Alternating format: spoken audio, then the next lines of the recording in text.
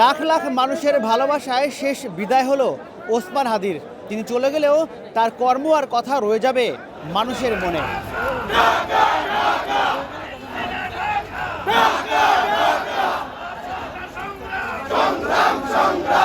জুলাই গণ অভ্যুত্থানের সম্মুখ ভাগের যোদ্ধা এবং ইনকিলাব মঞ্চের মুখপাত্র শহীদ শরীফ ওসমান হাদিকে অশ্রুসিক্ত বিদায় জানালেন লাখো জনতা।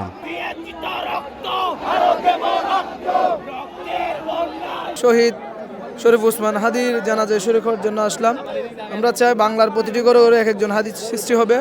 এই বাংলাদেশকে ভারত আগ্রাসন মুক্ত করবে ইনশাল্লাহ। হাদির এই স্বপ্ন বাংলার জমিনে একদিন অবশ্যই প্রতিষ্ঠিত হবে এবং বাংলাদেশ ভারত আধিপত্য মুক্ত হবে ইনশাল্লাহ।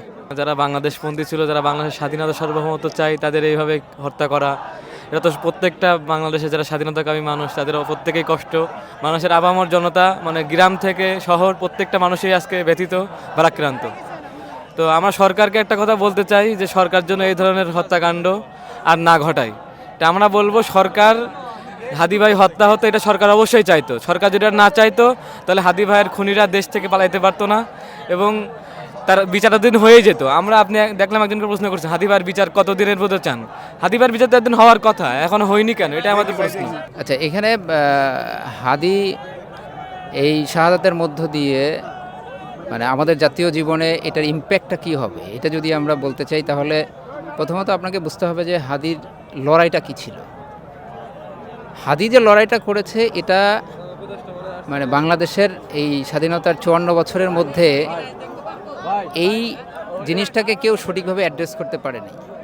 বিভিন্ন ইসলামিক দল আছে বা ইসলামী অর্গানাইজেশন আছে, তারা এটাকে অ্যাড্রেস করার চেষ্টা করেছে।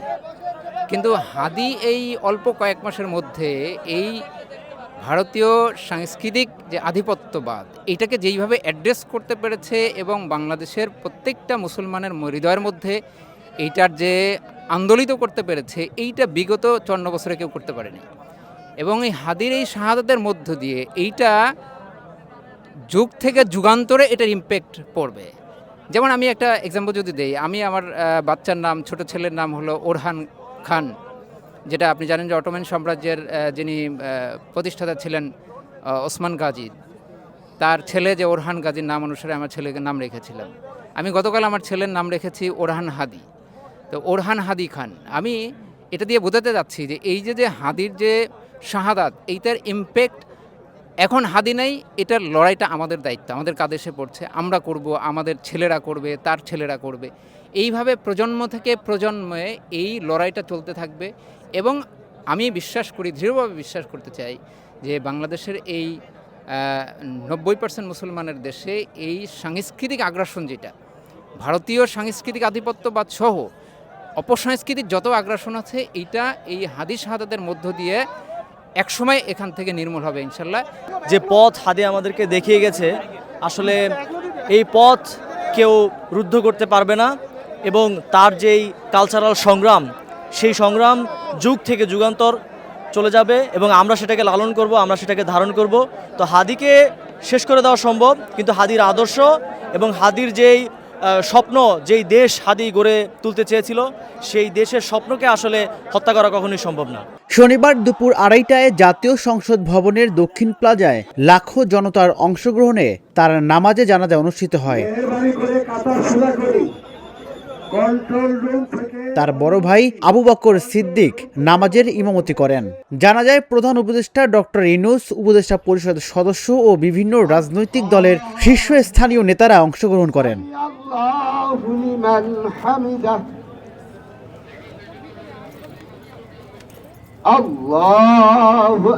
শহীদ হাদির নামাজে জানাজাকে কেন্দ্র করে জনসমুদ্রে পরিণত হয় জানাজা স্থল জাতীয় সংসদের দক্ষিণ প্লাজা ও মানিক মিয়া এভিনিউ এলাকা। বিপুল সংখ্যক মুসল্লির উপস্থিতিতে নির্ধারিত স্থানে জায়গা না হয় সড়কেই জোহরের নামাজ আদায় করেন অনেকে। ওসমান হাদি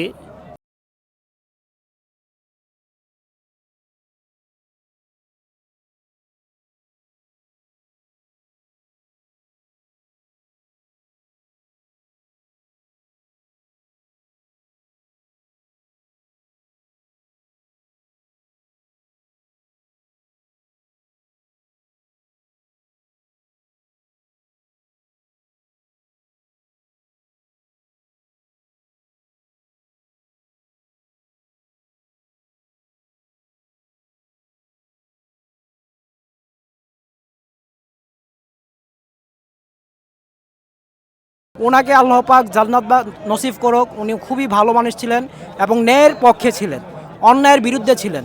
এই জন্যই আজকে উনি শহীদের মর্তবা বরণ করেছেন।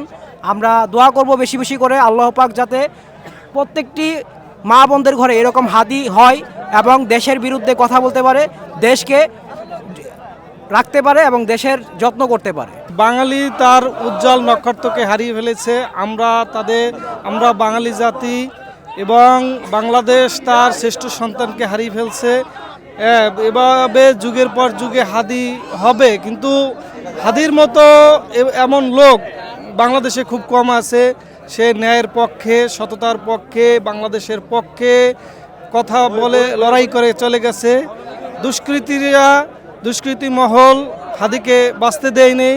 আমরা চাই হাদির খুনিদের বিচার হোক, হাদির খুনিদেরকে সরকার অতি দ্রুত গ্রেপ্তার করুক এবং এদেরকে মানে কঠিন থেকে কঠিনতর শাস্তি প্রদান করা হোক। খুবই ভালোবাসা মনে পড়ছে হাদি ভাই ইনসাফ যে কথাটা বলছিল, এর জন্য সর্বস্তরের মানুষ তাকে অনেক ভালোবাসে, আমারও ভালোবাসি। আল্লাহ তার জান্নাত বেসন দেখুন, এটি আমার প্রত্যাশা। আমরা সবাই দোয়া করি হাদি ভাই আল্লাহ যেন বেশ নসিব করে। হাদি ভাইকে যারা মারার ষড়যন্ত্র করছে, আর্থিক সহযোগিতা করছে, পরামর্শ এই উপদেষ্টাকেও আর এদের ফ্যামিলির সহ বড় এইভাবে বিচার হওয়া উচিত, যাতে ভবিষ্যতে এই ধরনের আর কারো মার কোল খালি না করে। হাদি ভাই যথেষ্ট ভালো একজন মানুষ ছিল। উনি দেশের জন্য কথা বলতো, ভারত আগ্রাসনের কথা বলতো, ভারতের আধিপত্যের বিপক্ষে কথা বলতো, যার কারণে মানুষ ওনাকে অনেক ভালোবাসে। উনি কারো পক্ষপাতিত্ব করেন না, কোনো কারো তাহালি করেন না, যার কারণে মানুষ ওনাকে যথেষ্ট ভালোবাসে। তার ভালোবাসার কারণে আজকে মানুষের এই উৎসবপড়া ঢল, এই উৎসবপড়া ভিড় মানুষের। হাদি ভাইয়ের খুনের বিচার জরুরি বলতে আমরা তো হাদি ভাইয়ের বিচার এক্ষণে চাই, তদনগত। এখন তো আপনার গভর্নমেন্ট তো তদনগত দিতে পারবে না, বিচার করতে পারবে না। এখন আমাদের একটাই দাবি, ইন্ডিয়ার সাথে সম্পূর্ণ আমাদের রাষ্ট্রীয়ভাবে সন্ত্রাস, তাদেরকে আমাদের দেশের সন্ত্রাস এই জায়গায় সন্ত্রাসী করি ইন্ডিয়া যা, আর ইন্ডিয়া এটারও প্রশ্রয় দেয়। এখন আমরা চাই ইন্ডিয়ার সাথে সম্পূর্ণ সব যোগাযোগ বন্ধ। হাদি ভাই তো আমাদের হৃদয়ের স্পন্দন। হাদি ভাই এমন একজন লোক যে ছিল ভারতের আগ্রাসন বিরোধী। স্বাধীনতার পর থেকে যারাই ভারতীয় আগ্রাসনের বিরুদ্ধে কথা বলছে, তাদেরকে কেউ এই চক্রটি বাঁচতে দেয়নি। আমরা হাদি ভাইয়ের জন্য দোয়া করি, আল্লাহ তাআলা যেন হাদি ভাইয়ের এই মৃত্যুকে শহীদি মৃত্যু দান করেন এবং জান্নাতের সর্বোচ্চ মাকাম দান করেন। ভারতীয় আধিপত্যবাদ বিরোধী কথা, ভারতীয় আধিপত্যবাদের বলয় যেটা আছে সেটা ভেঙে দেওয়া, সে চেষ্টাটা করেছে হাদি। এবং আমরা চাই যে এই বিচারটা হাদির সমাধি হওয়ার আগে এই বিচারটা হওয়ার প্রয়োজন ছিল, কিন্তু সরকার ব্যর্থ হয়েছে।